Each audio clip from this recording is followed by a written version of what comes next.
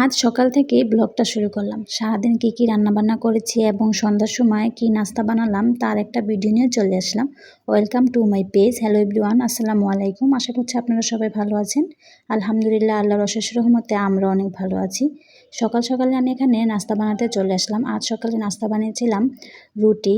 প্রথমে আমি রুটি বানানোর জন্য এখানে ডোটা তৈরি করে নিয়েছি। কিছু পরিমাণ লবণ, সাদা তেল, গরম পানি দিয়ে আমি প্রথমে ডোটা ভালোভাবে তৈরি করে নিয়েছি। এখন এক একে করে সবগুলো রুটি আমি এভাবে বানিয়ে নেব। দেখতে দেখতে কিন্তু আমার সবগুলো রুটি বানানো হয়ে গেছে। দেখুন রুটিগুলো কিন্তু সুন্দরভাবে গোল হয়েছে। তারপর আমি সবগুলো রুটি চুলার পাশে নিয়ে গেলাম। এখন চুলাতে একটা তাওয়া বসিয়ে দিলাম। তাওয়াটা গরম হয়ে আসলে তারপর আমি এক এক করে সবগুলো রুটি ভালোভাবে ছেঁকে নেব। প্রথমে আমি একটা রুটি দিয়ে দিলাম। রুটিটা ভালোভাবে এক পাশ হয়ে গেলে তারপর আরেক পাশ উল্টে দিব, যাতে ভালোভাবে রুটিটা ছেঁকা হয়ে যায়। দেখুন আমার কিন্তু ভালোভাবে এপাশ ওপাশ ভালোভাবেই ছেঁকা হয়ে গেছে। এখন রুটিটা সুন্দরভাবে ফুলে যাবে। দেখুন দেখতে দেখতে কিন্তু আমার রুটিটা মাশাআল্লাহ অনেক সুন্দর করে ফুলে যাচ্ছে। রুটি ফুললে দেখতেও সুন্দর দেখা যায়, খেতেও কিন্তু ভালো লাগে। আমার সবগুলো রুটি মাশাআল্লাহ অনেক সুন্দরভাবে ফুলেছে। তারপরে এক এক করে সবগুলো রুটি আমি এভাবে ছেঁকে নামিয়ে নিলাম। আমার সবগুলো রুটি বানানো হয়ে গেছে। আমি সবসময় রুটি বানালে একটু বেশি করে বানিয়ে থাকি, কারণ আবির রুটি খেতে অনেক পছন্দ করে। আমি রুটিগুলো হালকা ছেঁকে একটা বক্সে ভরে সংরক্ষণ করে রাখি। আজও আমি অনেকগুলো রুটি বানিয়েছিলাম। কিছু রুটি ভালোভাবে ছেঁকে নিয়েছি সকালে নাস্তা করার জন্য, আর কিছু রুটি আমি এই হালকা হালকা ভেজে আমি ঠান্ডা করতে রেখে দেব। ঠান্ডা হয়ে গেলে তারপর আমি বক্সে ভরে সংরক্ষণ করব। দেখুন আমি কিন্তু রুটিটা এপাশ আর ওপাশে 1 সেকেন্ডের মতন ভেজে তারপর আমি রুটিগুলো নামিয়ে নিয়েছি। ভালোভাবে আমার ভাজা হয়ে গেছে। হালকা একটু ভেজে ফ্রিজে সংরক্ষণ করে রাখলে খেতেও ভালো লাগে আর রুটিটা নষ্ট হয় না। এই রুটিটা নরমাল ফ্রিজে 5 থেকে 7 দিন খাওয়া যায়। তারপর আমি রুটিটা ঠান্ডা করতে রেখে দিয়েছি। আর এখানে আমি গতকালকে মাংস তরকারিটা ছিল সেটাও গরম করতে বসিয়ে দিয়েছি। মাংসটা গরম হয়ে গেলে তারপর আমি একটা প্লেটে নিয়ে নিলাম। এখানে আলু আর মাংস নিয়েছি। গতকালকে রান্না করা ছিল মাংসটা। এখন আমি গরম গরম রুটি এবং গরম তরকারি দিয়ে প্রথমে আবিদকে খাইয়ে দিলাম। আবিদ তো মাংস তরকারি দিয়ে রুটি খেতে অনেক পছন্দ করে, বিশেষ করে পারোটা খেতে বেশি পছন্দ করে। কিন্তু আজ গরমের ভিতর আমি আর পারোটা বানাইনি, এজন্য রুটি দিয়ে আবিদকে সকালে নাস্তাটা খাইয়ে দিলাম। ও তো অনেক মজা করে নাস্তাটা খেয়ে নিল। এর পাশাপাশি আমরা সবাই সকালে নাস্তাটাও খেয়ে নিয়েছিলাম। তারপর আমি যে রুটিগুলো ছেঁকে রেখেছিলাম সেগুলো ঠান্ডা হয়ে গেছে। তারপর আমি একটা বক্সে করে রুটিগুলো দিয়ে ঢাকনা মেরে আমি নরমাল ফ্রিজে রেখে দিয়েছি। এই রুটিটা আপনারা 5 থেকে 7 দিনের মধ্যে খেতে পারবেন। কোনো কিছু হবে না, রুটিটা নষ্ট হবে না। আমি এভাবেই রুটি সংরক্ষণ করে রাখি সব সময়। আমি সকালে নাস্তাটা বানাতে অনেক দেরি হয়ে গিয়েছিল। ওদিকে মা দুপুরে রান্নাবান্নার জন্য সবকিছু কাটাকুটা করে ধুয়ে পরিষ্কার করে রান্নাটাও বসিয়ে দিয়েছিল। আজ এখানে বড় মাছের মাথা ভেঙে রান্না করা হয়েছে কাঁচামরিচ, পেঁয়াজ দিয়ে। দেখুন দেখতে কত সুন্দর দেখাচ্ছে। এই তরকারিটা খেতে অনেক মজা হয়। আমার কাছে তো অনেক ভালো লাগে। আমার বাবা খেতেও অনেক পছন্দ করে।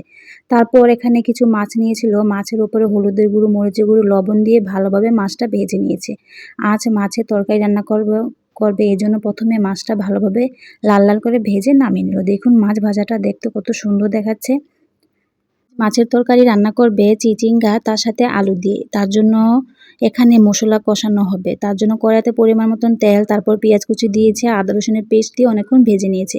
কিছু পরিমাণ পানি দিয়েছে। এখন সব ধরনের গুঁড়া মশলাগুলো দিয়ে দিল। হলুদের গুঁড়ো, মরিচের গুঁড়ো, ধনিয়ার গুঁড়ো, লবণ সবকিছু একসাথে দিয়ে ভালোভাবে অনেকক্ষণ মশলাটা কষিয়ে নিয়েছে। মশলাটা কষানো হয়ে গেলে তারপর এখানে চিচিঙ্গা এবং আলু দিয়ে ভালোভাবে মশলার সাথে মিশিয়ে নেবে নাড়াচাড়া করে। এখন ভালোভাবে নাড়াচাড়া করে সবকিছু একসাথে মিশিয়ে নিবে।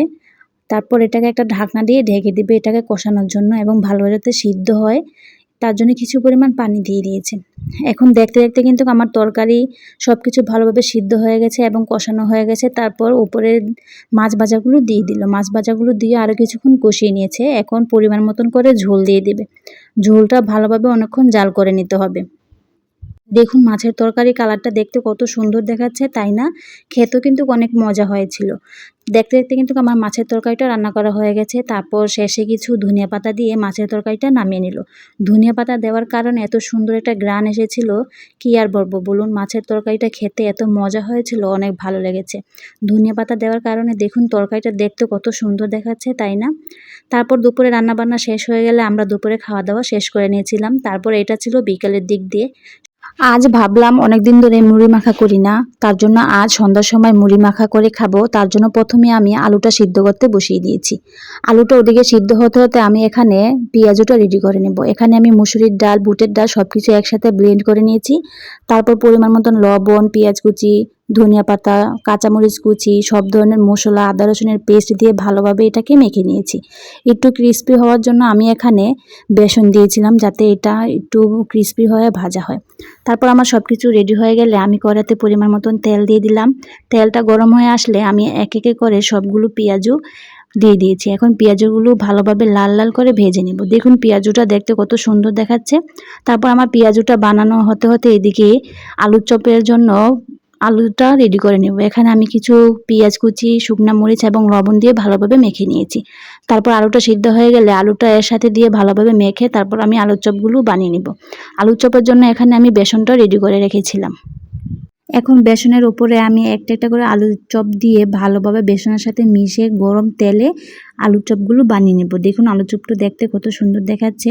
আমার কাছে কিন্তু আলুর চপ খেতে অনেক ভালো লাগে, গরম গরম একটা। তারপর আমি একটা আলুর চপও খেয়ে নিয়েছিলাম, খেয়ে দেখলাম সব কিছু ঠিক আছে কি না। আলুর চপটা খেতে অনেক মজা হয়েছিল। তারপর আমার সব কিছু ভাজাভুজি হয়ে গেল। এখন আমি বুটটা বাগার দেবো। তার জন্য কড়াইতে পরিমাণ মতন তেল, তারপর পেঁয়াজ কুচি, আদা রসুনের পেস্ট দিয়ে অনেকক্ষণ ভেজে নিয়েছি। এখন সব ধরনের গুঁড়া মশলাগুলো দিয়ে দেবো। তার জন্য পরিমাণ মতন কিছু পানি দিলাম। এখন হলুদের গুঁড়ো, মরিচের গুঁড়ো, ধনিয়ার গুঁড়ো, লবণ সব কিছু একসাথে দিয়ে ভালোভাবে মশলাটা অনেকক্ষণ কষিয়ে নিতে হবে, যতক্ষণ না উপরে তেলটা বেশি ওঠে। দেখুন দেখতে দেখতে কিন্তু আমার মশলাটা কষানো হয়ে গেছে। তারপর আমি এখানে সিদ্ধ করে রাখা আলু এবং ভুট্টা দিয়ে দিলাম। দিয়ে এখন ভালোভাবে মশলাটার সাথে মিশিয়ে নিতে হবে। এর সাথে কিন্তু আমি কিছু কাঁচামরিচ দিয়েছিলাম, যাতে একটু ঝাল ঝাল হয়। ভালোভাবে এখন আমি মশলাটার সাথে নাড়াচাড়া করে মিশিয়ে নিয়েছি। কিছু পরিমাণ পানি দিলাম। পানিটা এখন ভালোভাবে জাল করে নিয়ে শুকনো শুকনো করে আমি বুটটা রান্না করে নেব। দেখুন দেখতে দেখতে কিন্তু আমার বুটটা রান্না করা হয়ে গেছে। শেষে আমি কিছু ধনিয়া পাতা দিয়ে বুটটা নামিয়ে নেব। ধনিয়া পাতাটা দিলে দেখতেও সুন্দর দেখা যায়, খেতেও অনেক ভালো লাগে। আমার কাছে তো অনেক ভালো লাগে। দেখুন ধনিয়া পাতাটা দেওয়ার পর ভুট্টা দেখতে কত সুন্দর দেখাচ্ছে। এখন আমি ভালোভাবে নাড়াচাড়া করে ধনিয়া পাতাটা মিশিয়ে ভুট্টা তারপর নামিয়ে নেব। সব কিছু বানানো হয়ে গেলে তারপর আমি এখানে পেঁয়াজ কুচি, টমেটো, কাঁচামরিচ, ধনিয়া পাতা, তার সাথে একটা শসা কুচি করে নিয়েছি। এখন এর সাথে বুটগুলো দিয়ে ভালোভাবে মেখে নেব। ভালোভাবে এর সাথে কিন্তু আমি লবণও দিয়ে ভালোভাবে এখন সব কিছু মিশিয়ে নিয়েছি। সব কিছু ভালোভাবে মাখানো হয়ে গেলে তারপর আমি এখানে আলুর চপ, পেঁয়াজুটা দিয়ে ভালোভাবে বুট আর শসার সাথে ভালোভাবে মিশিয়ে নেব। সাথে কিন্তু আমি সরিষার তেল দিয়েছিলাম। সরিষার তেল দিলে খেতে কিন্তু মজাই হয়। সরিষার তেলের ঘ্রাণটা শুনতে ভালোই লাগে। এখন আরও একবার আমি সব কিছু ভালোভাবে সুন্দরভাবে মেখে নেব। সব কিছু ভালোভাবে মাখা হয়ে গেলে তারপর আমি এখানে মুড়ি দিয়ে দেবো। মুড়িটা দেওয়া হয়ে গেলে তারপর আমি সব কিছুর সাথে মুড়িটা ভালোভাবে মেখে নেব। দেখুন দেখতে দেখতে কিন্তু আমার মুড়ি মাখাটাও হয়ে গেল। দেখুন দেখতে কত সুন্দর দেখাচ্ছে, অনেক লোভনীয় দেখাচ্ছে, তাই না? খেতেও কিন্তু অনেক মজা হয়েছিল। মুড়ি মাখা খেতে তো ভালোই লাগে, তার সাথে যদি ডাবলি বা পেঁয়াজু, আলুর চপ দিয়ে মাখা হয় তাহলে তার কোনো কথাই না। আজ মুড়ি মাখাটা খেতে অনেক মজা হয়েছিল। তারপর আমরা সবাই একসাথে বসে সন্ধ্যার সময় সন্ধ্যার নাস্তাটা খেয়ে নিয়েছিলাম। আমি এখানে কিছু পেঁয়াজু এবং আলুর চপ রেখেছিলাম মুড়ির সাথে খাওয়ার জন্য। আমার কাছে আলুর চপটা খেতে বেশি ভালো লাগে, এজন্য আমি এখানে আলুর চপ নিয়েছিলাম খাওয়ার জন্য। তারপর আমরা সবাই একসাথে বসে সন্ধ্যার নাস্তাটা খেয়ে নিলাম। আর সন্ধ্যার নাস্তাটা খেতে অনেক মজা হয়েছিল।